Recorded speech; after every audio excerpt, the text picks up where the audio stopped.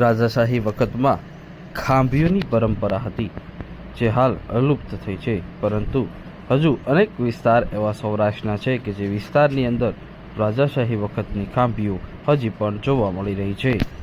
અમરેલી જિલ્લાના સાવરકુંડલા તાલુકાના મેવાસા વિસ્તારમાં આ ખાંભીઓ હજી પણ અડગ છે.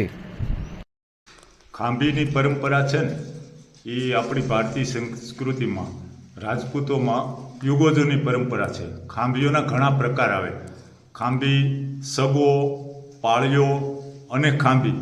સગો એટલે કોઈ અકસ્માતમાં મૃત્યુ પામે એનો સગો કહેવામાં આવે, અને કોઈ યુદ્ધમાં કામ આવે એનો પાળિયો કહેવામાં આવે. અને અમારી જે આ ખાંભીઓ છે એ પરંપરાની યાદની ખાંભીઓ છે. વંશ પરંપરાગત અમારામાં યાદી માટે ખાંભીઓ ઊભી કરવામાં આવે છે. અમારા પૂર્વજો જ્યાં સુધી મેથાળા ગઢે કે હીરાવાના કિલ્લે હતા ત્યાર પછી મેવાસા બાંધી અને અહીંયા રોકાણા અને અહીંયા રાજ્ય વ્યવસ્થા ઊભી કરી ત્યારથી શરૂ થયેલી આ ખાંભીઓ છે. અમારા જે ભગવાન બાપુ હતા એણે આ મેવાસામાં વસાહત કરી એટલે આ ખાંભી ભગવાન બાપુની છે.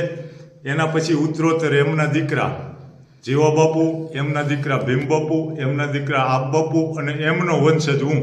પણ મારા પછીથી લોકશાહી આવી જવાથી ખાંભીઓની પરંપરા પૂર્ણ થઈ છે. અને આ દરેક ખાંભીની નીચે ગરાસની વિગતો આપી હોય કે મેવાસાના કેટલા ગામ હતા, કે આ ગામમાં કેટલામો ભાગ હતો, એનો ઉલ્લેખ ખાંભીઓની નીચે કોતરીને કરવામાં આવ્યો હોય છે. એટલે મારો ગિરાસ કેટલા ગામમાં હતો, કે આ ગામમાં ચોથો ભાગ હતો, કે આ ગામ સંપૂર્ણ ડુંગરી હતા, એની સાબિતી આ ખાંભીઓ આપતી હોય છે. અને જે વિષયનો શોખ હોય, ખાંભીઓ ઉપર ખાસ તો સૂર્ય અને ચંદ્રના નિશાનો કોતરવામાં આવે છે. અને જે વિષયનો શોખ હોય એની નિશાનીઓ આપવામાં આવે છે. મારા બાપુના બાપુને બાજ, પાળેલા બાજ રાખવાનો શોખ હતો, તો આ ખાંભી ઉપર એના હાથ ઉપર બાજ બેહારવામાં આવ્યો છે. એટલે ખાંભીઓની પરંપરા અત્યારે તો લુપ્ત થઈ ગઈ છે. લોકશાહીમાં ખાંભીઓ ઊભી કરવી એ તો વરવું પ્રદર્શન છે. પણ આ અમારા એક આલ્બમના રૂપની ખાંભી છે કે મારા બાપુના બાપુ, એના દીકરા, એના દીકરા, એના દીકરા, મારા સુધી આ પરંપરા જળવાણી.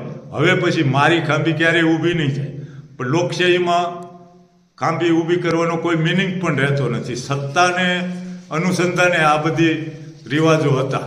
એટલે અત્યારે તો ખાંભીઓની પરંપરા લુપ્ત થઈ છે. પણ અમારા આ વારસાગત આલ્બમ છે 10-10 પેઢીઓ સુધીના. એટલે નિવાસસ્થાન ફર્યું, ધારો કે મેથાળાના કિલ્લે અમારા હરસુર બાપુની ખાંભી હોય, તો હીરાવાના કિલ્લે કાળા બાપુની ખાંભી હોય. અમારા જ્યાં જ્યાં કિલ્લા અને વસાહતો હોય ત્યાં ખાંભી ઊભી કરવામાં આવતી. પછી આ મેવાસા સ્થળાંતર કરીને આવ્યા, અહીંયા રાજધાની સ્થાપી, તો આ ખાંભીઓ મેવાસા. અને અત્યારે અમે આ 6 પેઢીથી મેવાસામાં નિવાસસ્થાન કરીએ છીએ, તો આ 6 પેઢી સુધીની ખાંભીઓ અહીંયા અસ્તિત્વ ધરાવે છે. રાજાશાહીમાં જે ખાંભીઓ ઊભી થતી એટલે ગિરાસદારના ગામોનો ઉલ્લેખ ખાંભીઓની નીચે ગામોના નામ કોતરીને કરવામાં આવતો. પણ લોકશાહી પછી જે ખાંભીઓ ઊભી થઈ એમાં અમારા વડીલોનું શાન પણ છે કે એમણે એમના ગિરાસદારી ગામોનો ઉલ્લેખ નથી કર્યો. લોકશાહીનો સંપૂર્ણ સ્વીકાર કરી અને ખાંભીઓમાં પણ જે ગિરાસના ગામોનો ઉલ્લેખ કરવામાં આવતો એ પરંપરા બંધ કરી દીધી. અને હારે હારે ખાંભી ઊભી કરવાની પરંપરા પણ બંધ જ થઈ ગઈ છે.